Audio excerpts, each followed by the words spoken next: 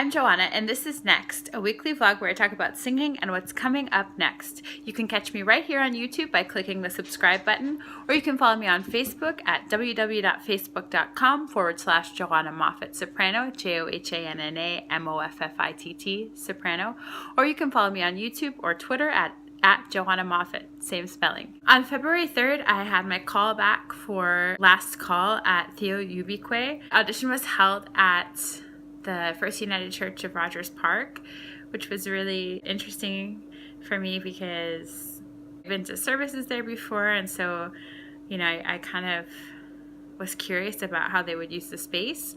It wasn't actually in the church proper. It was in a separate meeting room, or maybe like a Sunday school room or something. They had picked 4 pieces for us to perform excerpts from some, and one other one was like almost the entire piece, so that was pretty cool. The first piece I sang was Loving You from Passions by Stephen Sondheim. That was the first time I've ever sung that or even heard the music.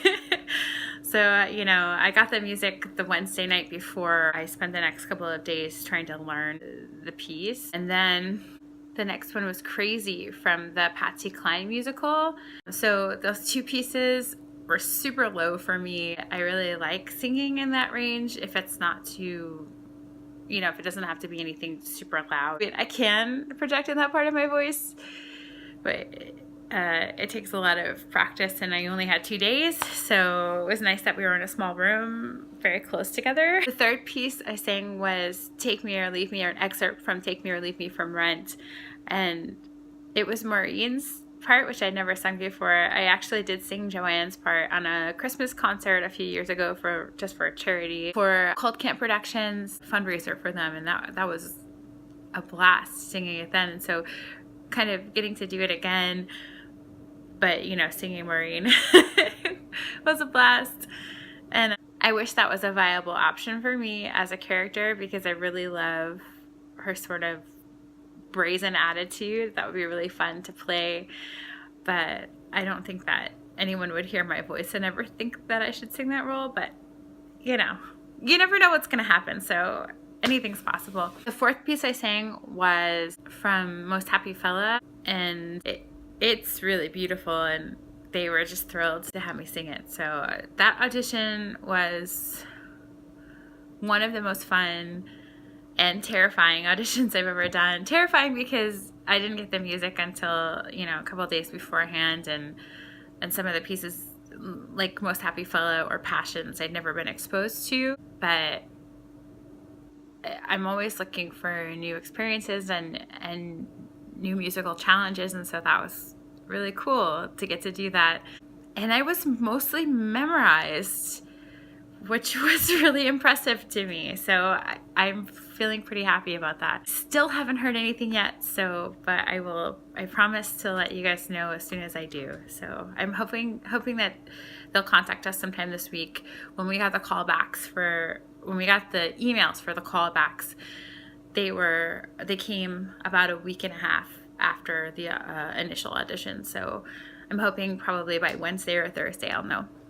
A friend of mine gave me a ticket to the Beyond the Aria series at the Harris Theater. The Lyric Opera highlights artists that they have performing at the Lyric, as well as some of their Ryan Center young artists. And that was a really interesting concert. Lawrence Brownlee, who's singing in I Puritani, was singing a baritone. Of course, I can't think of his name right now. They're singing in I Puritani at the Lyric, and so they came and sang with one of their young artists from the Ryan Center, Anna Toomey, and that was a really great concert.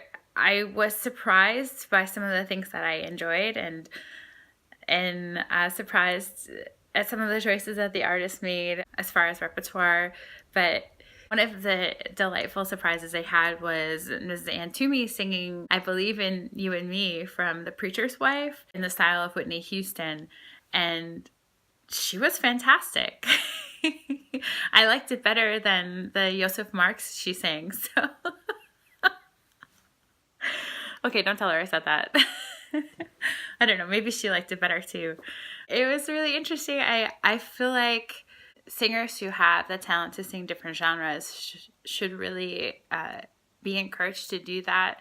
I watched a lot of friends who sang multiple genres of music, really thrive at Indiana University, because when you're a multifaceted musician, you can get more gigs and you can bring more life and color to what you're performing under the house of musical theater or opera. It's more normative to have different genres encompassed in there, and so it really behooves those people to try out those different styles. You might not agree with me, but let me know. This week, I lost a really good friend of mine who was also an opera singer. She was such a special light and life in my life that this week has been really tough for me. I wanted to take a moment and express how sad I am that she is gone, and that I won't get to experience her joy anymore in my life. So if you are a praying person, or if you are a thoughtful person, just take a moment and say a thought or a prayer for my friend Jessica Hiltebilda, who is no longer with us, but her voice and her joy will shine on here. Coming up next, lyric chorus auditions. It's time to get practicing. It's crunch time, so help me get through this. I don't have much to say about this week.